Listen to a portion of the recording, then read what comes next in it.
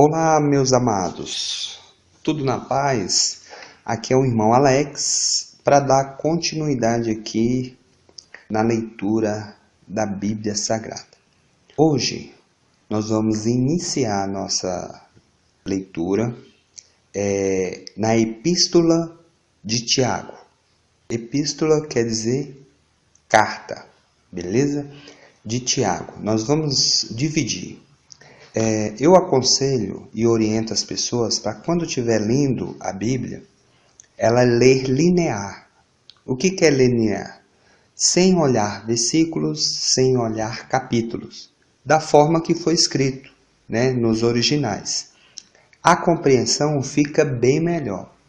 Essas divisões foi interessante por uma parte, e tem a parte negativa, porque tem pessoas que pegam trechos dela para poder fundamentar ou criar coisas que não existem, que a palavra não está dizendo. Então, se isso aqui é uma carta, então a gente tem que lê-la como uma carta, beleza? Só que para não ficar algo muito longo, nós vamos dividir pelo jeito que está em capítulos, tudo bem? Então,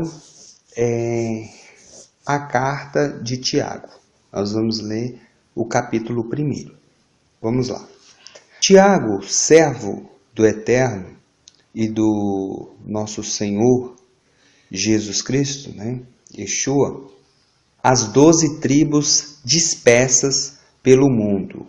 Saudações.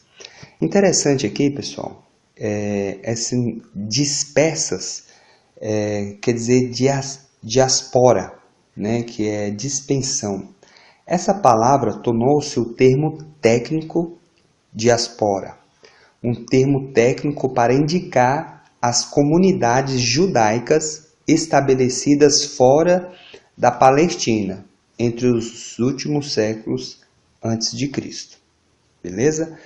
Vamos continuar. Considerai uma grande alegria, meus irmãos, quando tiverdes de passar por diversas provações, pois sabeis que a prova da fé produz em vós a constância. Ora, a constância deve levar a uma obra perfeita, que vos torneis perfeitos e íntegros, sem falta ou deficiência alguma.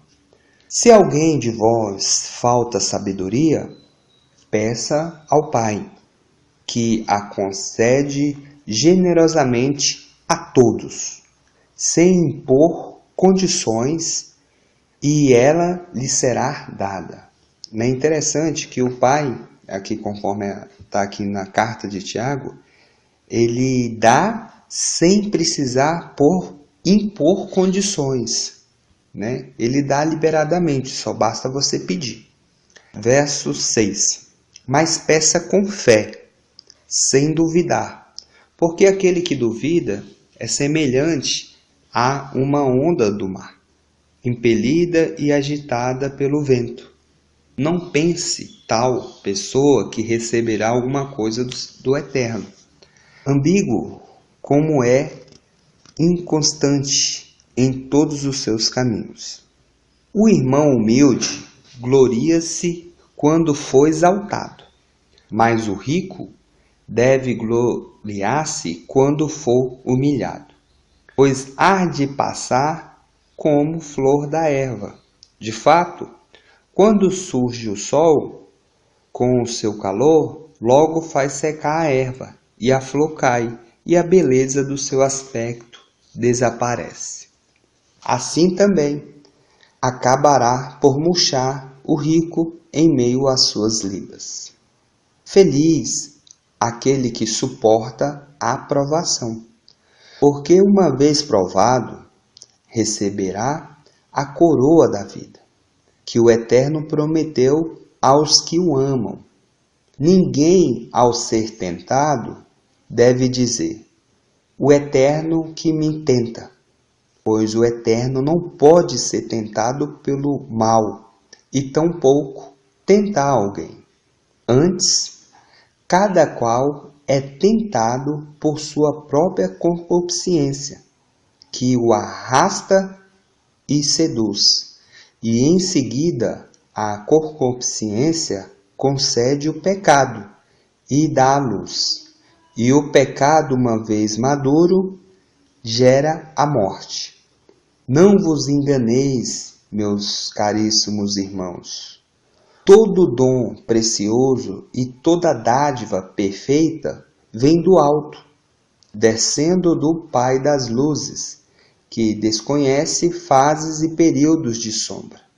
De livre vontade, ele nos gerou pela palavra da verdade, a fim de sermos como que as primícias de suas criaturas. Sabei, meus caríssimos irmãos, que cada um deve ser pronto para ouvir, mas lento para falar, e lento para se irar. Pois aquele que se ira não é capaz de realizar a justiça do Eterno. Nossa, isso aqui é muito forte, né? Ele está orientando os irmãos para que tomar bastante cuidado, né? Em relação a irar, para que nós não venhamos se irar, né? Aí ainda fala, pois aquele que se ira não é capaz de realizar a justiça do Pai. Por esta razão, rejeita toda impureza e todos os excessos do mal, mas recebei com mansidão a palavra que vos foi implantada e que é capaz de salvá-los. Interessante que você vê, se você começar a analisar os pontos dessas cartas, né, ela sempre fala em salvá-los, né, fala sempre em salvação. Então, é muito importante isso aqui, salvá-los. Nós temos que buscar isso, essa paz interior que começa aqui e depois na eternidade. Todavia, sedes praticantes da palavra, e não meros ouvintes, enganando a vós mesmos. Então, se você ouve a palavra, se você busca saber os ensinamentos do Eterno, você tem que praticar. Se você não pratica, você está enganando a si mesmo. Vamos continuar. Com efeito, aquele que ouve a palavra e não a põe em prática é semelhante a alguém que observa o seu rosto no espelho. Apenas se observou, saiu e logo esquece como era a sua aparência. Aquele, porém, que se debulha sobre a lei perfeita, que é a da liberdade, e nela persevera, não como um ouvinte distraído, mas praticando o que ela ordena, esse há de ser feliz naquilo que faz. Se alguém julga ser religioso, só botar um ponto aqui interessante, novamente eu achei interessante isso aqui, é o verso 25. Aquele, porém, que se debulha sobre a lei perfeita, os ensinamentos, né, perfeito, que é a da liberdade, e nela persevera, não como um ouvinte distraído, mas praticar o que ela ordena. Esse há de ser feliz naquilo que faz. Então, aquele que, um exemplo, nós, principalmente as pessoas que servem Yeshua, né, que é Jesus, eles têm que praticar. Praticar o quê? Aquilo que Yeshua ensinou. Aí você pergunta assim, irmão Alex, como é que eu vou praticar? Nos evangelhos, você vai ver o que Yeshua ensinou para os seus discípulos. Mas aí você tem que ter o discernimento, que ele era judeu, ele estava falando ali para os judeus. Então, muitas coisas que Yeshua ensinou ali, por quê? Porque ele não poderia ir de contra os ensinamentos que ele tinha, né? Que por ele ser judeu, ele praticava o judaísmo. Ele aprendeu o judaísmo, né? A lei de Moisés. Mas aí você vai vendo que ele vai abrindo um leque de uma forma diferente. Ele não queria que as outras nações se tornassem judeu. Ele veio mostrar um modo de vida diferente, para que nós venhamos poder ter ligação com o Eterno de uma forma diferente, né? Através dele. É muito interessante isso aqui. E não é difícil, pessoal. É fácil. É que nem aqui está a lei da liberdade. Você fala lei da liberdade por quê? Porque Jesus, Yeshua, ele veio nos libertar, né, do pecado, da escravidão. Então ele traz uma paz sobre-humana. Não tem explicação para falar sobre essa paz. E você vive feliz, você vai praticar e você vai viver feliz. Tudo aquilo que você for fazer, você vai estar bem, vai estar feliz. Então vamos continuar, verso 26. Se alguém julga ser religioso, isso aqui infelizmente, muitas pessoas caem nisso aqui. Ó.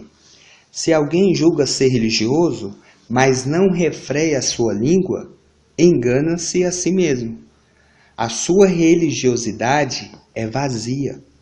Religião pura e sem mancha diante do Eterno e Pai é esta: assistir os órfãos e as viúvas em suas dificuldades e guardar-se livre da corrupção do mundo. Né? Então, nós temos que ajudar os órfãos e as viúvas, né? Vamos dizer, com outras palavras que Yeshua nos ensinou, ajudar, amar o próximo, ajudar o nosso próximo e guardar-se, né? Se livrar da corrupção do mundo. Que hoje você vê a corrupção generalizada no mundo. E nós temos que fazer a diferença. Beleza?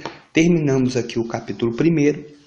Se você quiser receber as mensagens, manda um oi aí para o 61 991 19 24 21, irmão Alex, beleza? Fique na paz e até o próximo capítulo. Um abraço.